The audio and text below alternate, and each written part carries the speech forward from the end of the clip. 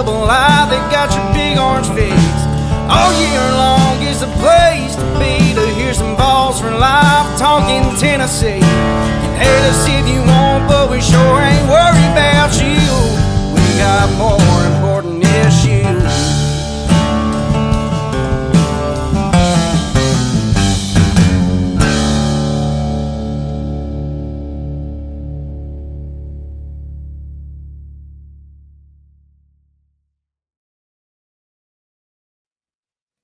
Welcome back, everybody, for another episode of Home and Home here on the More Important Issues channel. We appreciate everybody tuning in to ours this time, because we have the other side of Home and Home with us today, Chase Thomas of the Chase Thomas Podcast. Thank you for hopping on this dreary. We were not prepared for this weather this week, but we're in for it now. So I appreciate you hopping on. Yeah, it's also weird here in East Tennessee right now because my wife and I are having to figure out what to leave the temperature on in the house at all times, because it's kind of getting cold at night, and then it's raining, and then it kind of cools off, and then it's kind of hot here at 2 o'clock, and then it's kind of chilly at 4. It's the thermostat is it's tough dealing with the right thermostat temperature right now. Do you want it off to save some money? It's just, you're all over the place right now in terms of the thermostat.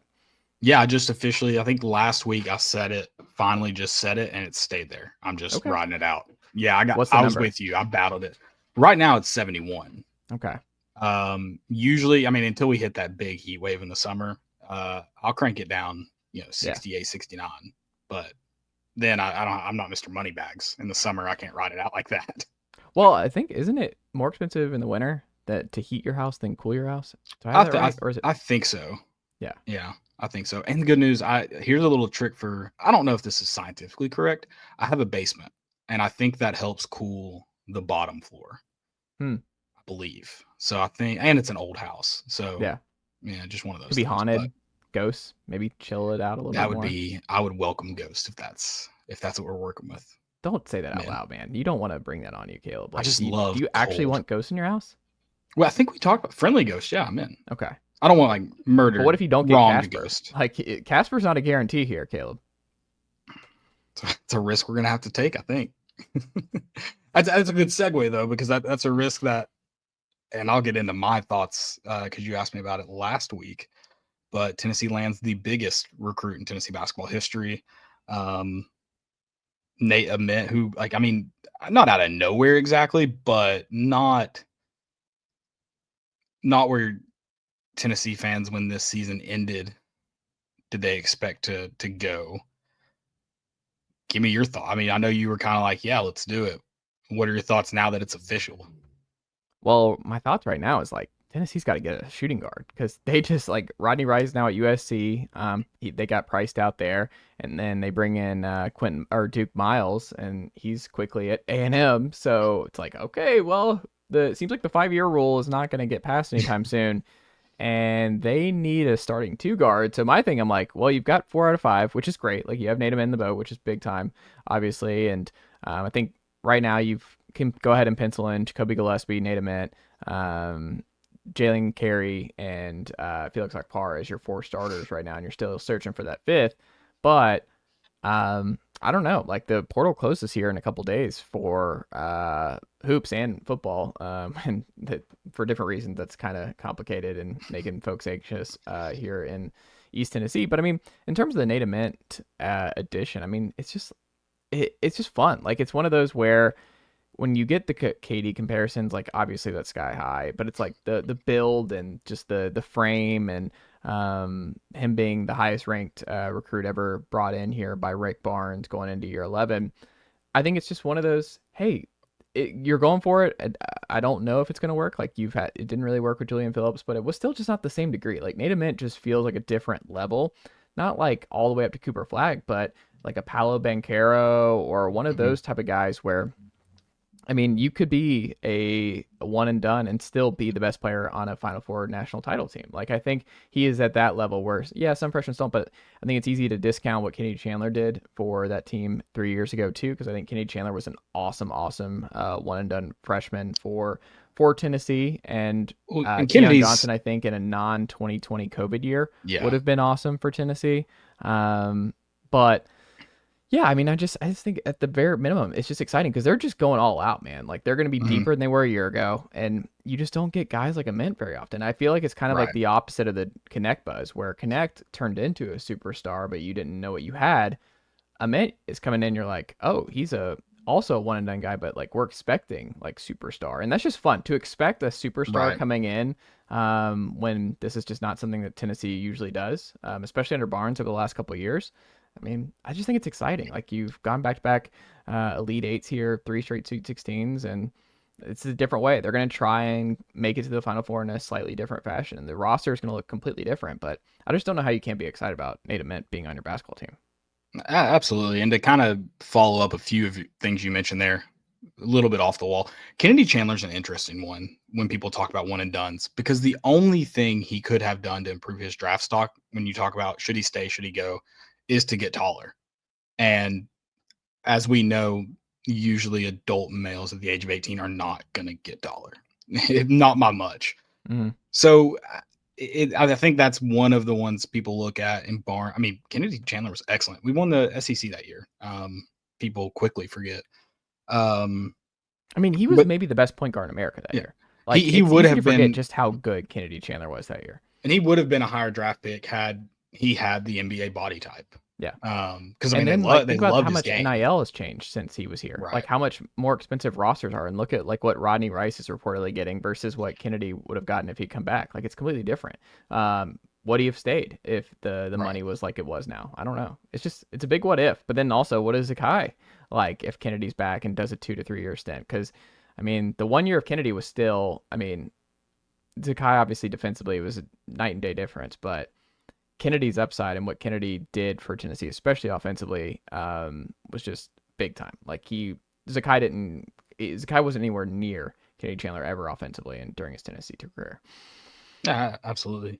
And then on the Nate Ament, you asked me about it last week, and that's when the reports first started really like, okay, Tennessee is in position to actually land this player. And you Mm. asked me, and I was like, yeah, let's do it. In thinking, there's no way Tennessee lands this guy.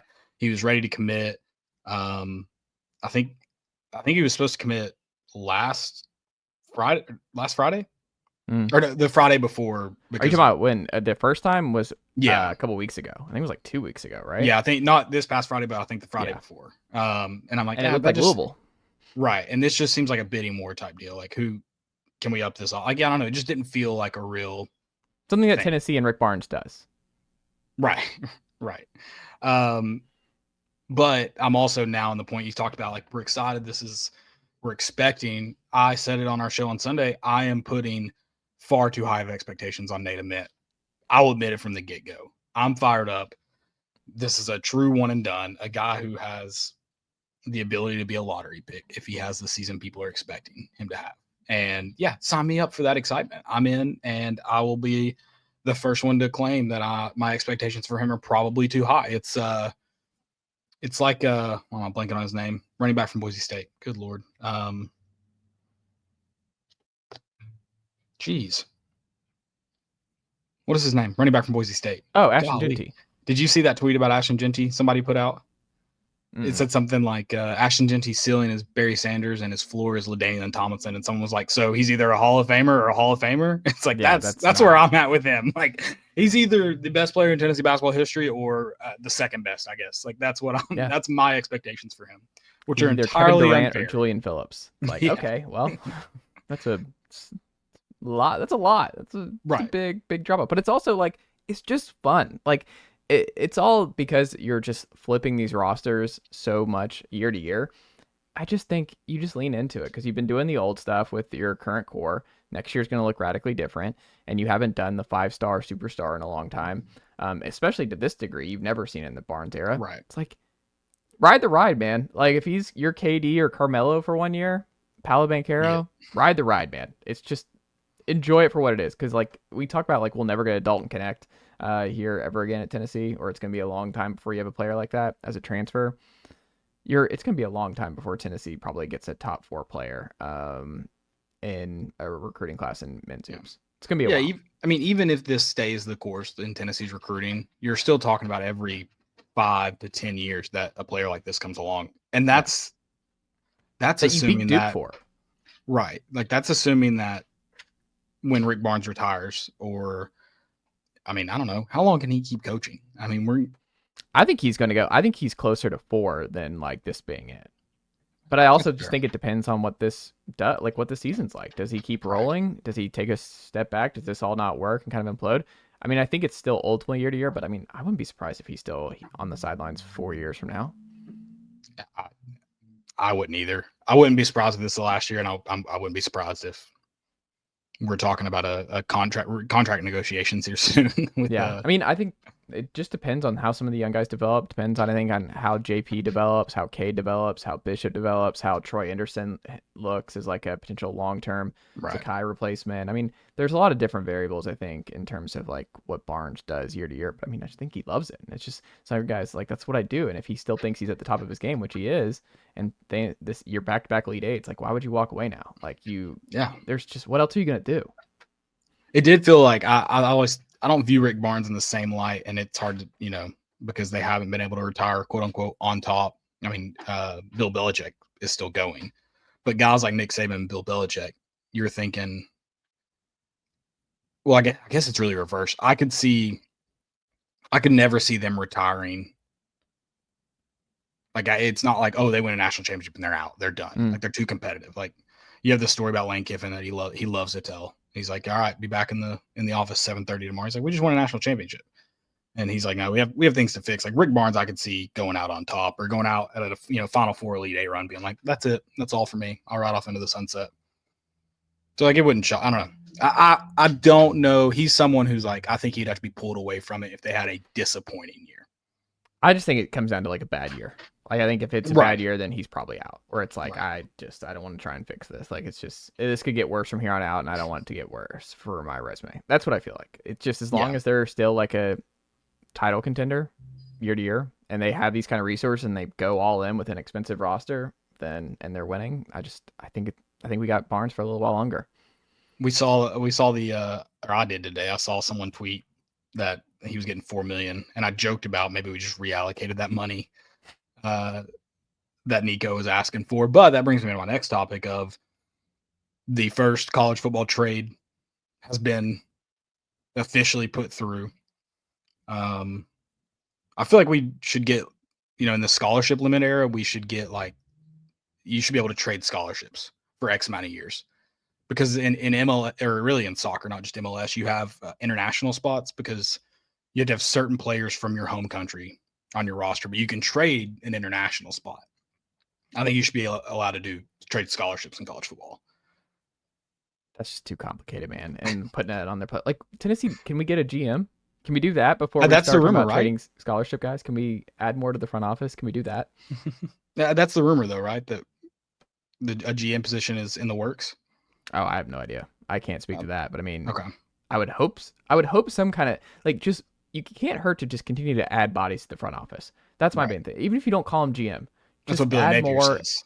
Just have more people in there that can kind of. It doesn't mean you're always gonna be able to prevent crazy situations like the Nico stuff ever happening again, but I don't know. I just have someone that their entire job is this managing the roster, managing the relationships, managing the agents and the parents, apparently. Which I don't know. I found it interesting, Kalen. I don't know where you stand on it in terms of now it being official, because I know you and Landon taped Sunday night, and this came out yesterday. So I did say I think we should just trade at this point, because I knew the likeliness of Tennessee getting a starting quarterback from competitive Power 4 schools. I was like, why not just trade? So here's the thing, and I was joking with a buddy this afternoon. There's going to be so many times in the broadcast early on. It's he's got a little that whole thing from Solid Verbal. I don't know if you listen to the Solid Verbal, the college football show. It's really good. But they have a running bit, because ever since Baker Mayfield happened, broadcasters love saying he's got a little bit of Baker Mayfield in him. And they're going to say that about Joey Aguilar when he first plays for Hype Bowl, and we see him against Syracuse. It's he's going to run around a little bit in the pocket, and he's going to be kind of because he's more of a gunslinger than you've seen. Led the nation in interceptions last year. I don't like the fit. I don't think this is let me be clear. I don't think it's a good fit for Tennessee. I think Tennessee did what they had to do. They need another scholarship body. They're in a terrible situation this spring. I think they could have done a lot better in the winter window. Like if this Nico stuff had just been like, all right, sorry, we're not going to 4 million, whatever, then we're like it's best we part ways now so that we can for both of us because Nico would have gotten probably in a better spot if he had just ended up going to the portal in December, than ultimately winding up at UCLA. So I think it would have been better on both sides. That being said, the circumstances that you're in, like I don't fault Tennessee for having to end up at Joey Aguilar. Like you root for the kid, but you can still like zoom out. Like he got worse from 23 to 24. Like he, with more tape on him in App State, he got worse. There was a lot of preseason hype for App State last year as a preseason like CFP team with Aguilar, and it was not good. Like 55% completion percentage. It's not good. And I think one of the things I've seen is like, well, Hooker didn't have great stats his final year at Virginia Tech. It's like, well, Hendon Hooker was a top 15 quarterback prospect and 4-star kid and 247 at that time. And he was a lot older. Like he was older in terms of like he comes in and he just had more of a pedigree, I think, than Aguilar. Aguilar does not come in with that same kind of pedigree that Hooker has with just his high floor. I think because Heupel's scheme is so turnover resistant that like if he's reckless with the football, I mean, you saw last year like Dylan Sampson, even your best offensive player, fumble, gone. Next, like you're like you got to sit out. And I just don't think he stands for quarterbacks who can't take care of the ball. And I kind of worry about his accuracy issues. I kind of worry about the fact that he's going to have only 3 months to get ready here, and learn his third playbook in 6 months, because that's the other part that people aren't talking about here, which is another reason I don't like this fit, is that Aguilar came from App State with a different scheme, and then he spent all spring learning another scheme with Tino Sunseri, with Indiana, and that scheme, to now do a completely different scheme with Heupel in 3 months.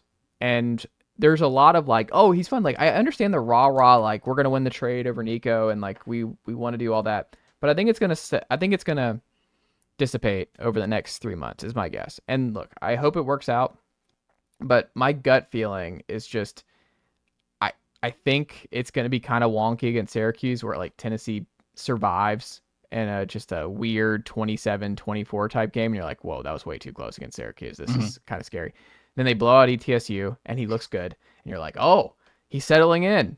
And then it's like Georgia comes to town in week 3, and it's like, oh god, it's just like a absolute just meltdown offensively, and then we go to Merck from then on out. But I would love to be wrong about this, but I think due to the circumstances, due to the timing, due to what we've seen from him at App State in the last 2 years and regressing, I don't think it's gonna work. But I also think Tennessee has. It's not even a think. What's true is Tennessee has won 19 games the last 2 years with below average quarterback play. 19 games, like.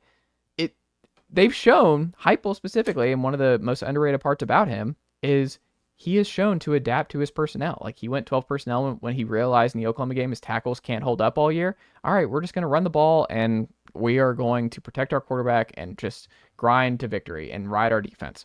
I think the defense is still going to be top 15 in the country in scoring defense again. The defense is still going to be really strong.